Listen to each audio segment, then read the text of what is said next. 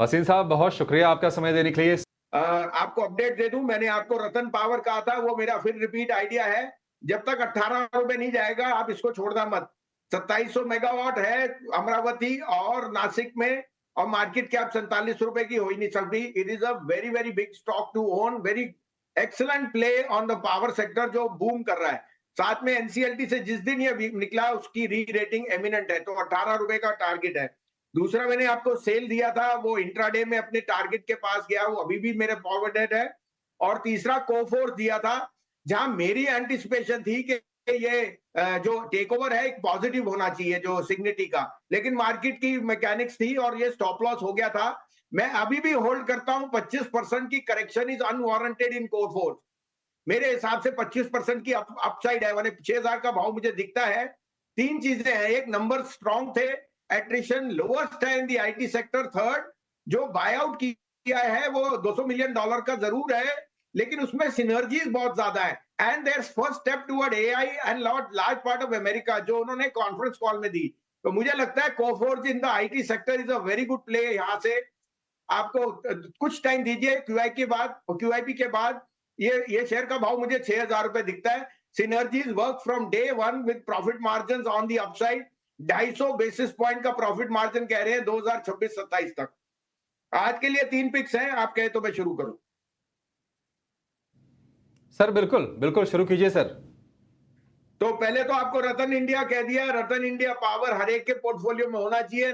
9 रुपए में आपके पास जाने के लिए 1 रुपए है, कमाने के लिए 10।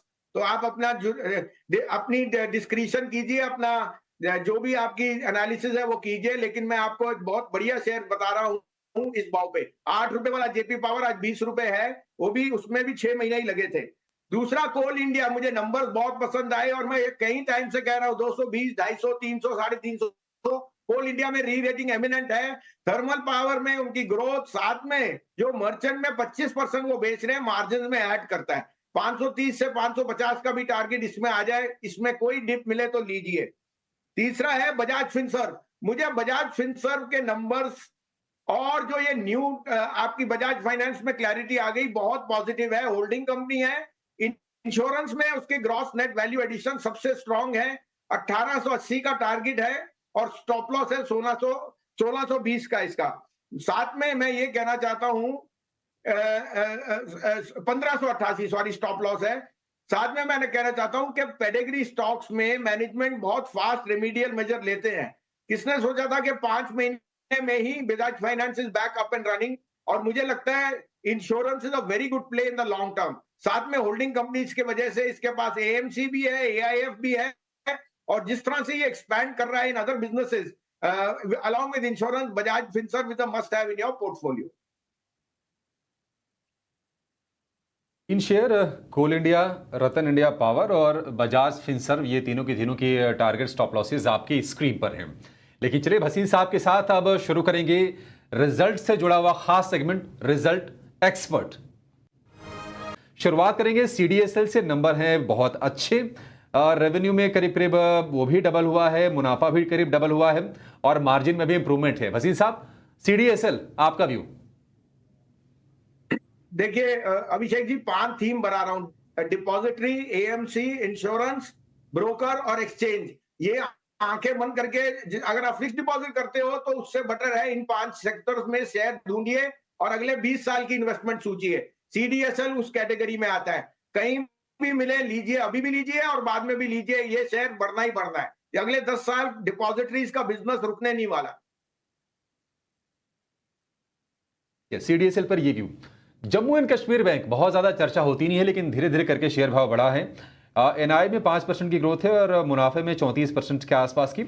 और अगर हम इनके एनपीएस की बात करें तो उसमें भी थोड़ी सी इंप्रूवमेंट है। ये बैंक कैसा लग रहा है भसीन साहब आपको? आपने मेरी बड़ी अच्छी तीरथ, दुख तीरथ नहीं, सुख तीरथ पकड़ ली। 18 रुपए 20 रुपए था जब मैंने रेकमेंड किया कोविड के टाइम के इसके बिजनेस कश्मीर के बाहर ज्यादा है, महाराष्ट्र में इसकी ज्यादा ब्रांचेस थी। लोग बाग समझने को तैयार नहीं थे। आज रिजल्ट देखिए। आई थिंक आर्टिकल 370 के हटने के बाद JNK bank is seeing the best numbers ever. जो वहां पॉलिटिशियन की वजह से मिस नोमर था, जेएनके क्रिकेटर्स, ये सब वाइट ऑफ हो गया। कोई भी डिप लीजिए तो लीजिए, ये यहाँ से हाईएस्ट निम वाला कंपनी है। आपको शायद पता है कि as a nature, as a culture, मुसलमान लोग कम अपना इंटरेस्ट के ऊपर लेते हैं, उनके कायदे में नहीं होता। तो ये बैंक सबसे ज्यादा निम्स कमाता है। I would say as a disclosure, ये मेरा पर्सनल है इसमें स्टेक, तो मैं ऑब्वियसली बुलिश हूं, लेकिन आप होमवर्क कीजिए। ये बहुत ही बढ़िया बैंक है ओन करने को। इसका सिर्फ JNK नहीं, बाहर में भी बहुत सारा बिजनेस है। इनका हेडक्वार्टर इनफैक्ट गुड़गांव में है। तो मेरे थम से थम्स अप है। ठीक है, थम्स अप JNK बैंक के लिए। आरती ड्रग्स की बातचीत करेंगे। नतीजे इसके अच्छे हैं, हाँ, अनुमान से। हालांकि रेवेन्यू के फ्रंट पर, नेट प्रॉफिट के फ्रंट पर आपको थोड़े थोड़े नंबर्स कमजोर होते हुए जरूर दिखेंगे। मार्जिन इसके बेहतर हुए हैं। मार्जिन 12.6% से बढ़कर 13.8% का, तो वहां पर इंप्रूवमेंट है। आरती ड्रग्स, ये कंपनी आपको कैसी लग रही है वसीम साहब नतीजों के बाद? देखिए, pharma has taken the place of IT as far as rupee weakness. ये लोकल प्ले है, इसने अच्छा परफॉर्म किया है, लेकिन स्टॉक बढ़ चुका है। मैं अभी भी सोचता हूं कि होल्ड की रेटिंग है मेरे इस पे, लेकिन मैं यहाँ रिकमेंड करूंगा कि स्पेशलिटी केमिकल के स्टॉक जरूर देखिए, क्योंकि China is back and running. वहां पे कुछ आपको अच्छे प्लेस मिल सकते हैं, पर्टिकुलरली SRF और आरती इंडस्ट्री, लेकिन Aarti drug is a hold from my side. Aarti drugs hold है। ब्रिटानिया के नतीजे आए हैं मिले जुले। प्रॉफिट घटा है करीब 4%, आय बढ़ी है 1%, मार्जिन में भी थोड़ी थोड़ी गिरावट आई है। ब्रिटानिया, इसमें क्या करें वसीम साहब?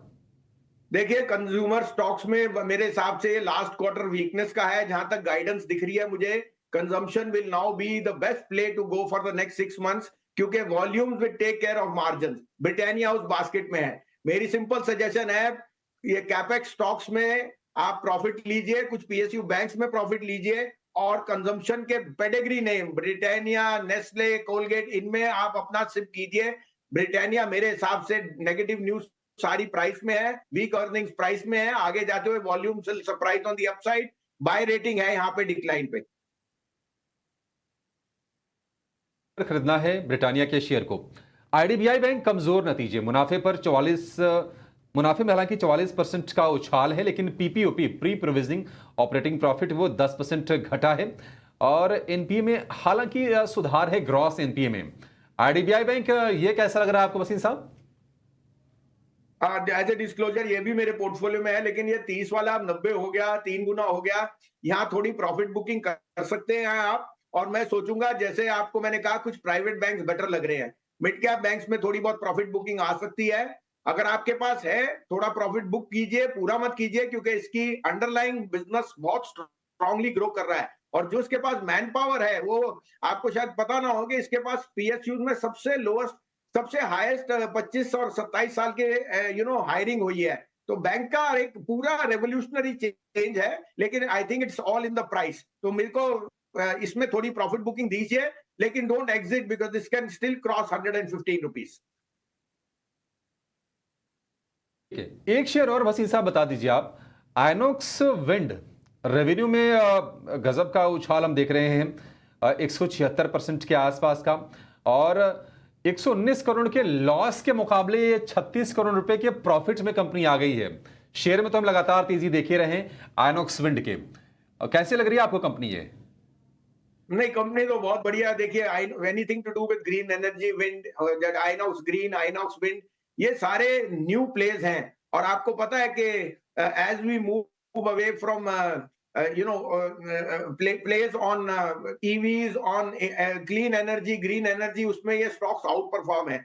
मैं अभी भी सोचूंगा, मेरा वहां सबसे फेवरेट प्ले है SW सोलर, वो कहीं डिक्लाइन पे मिले तो लीजिए, आइनॉक्स विंड में बने रहिए। ठीक है, आइनॉक्स विंड में बने रहने की सलाह है।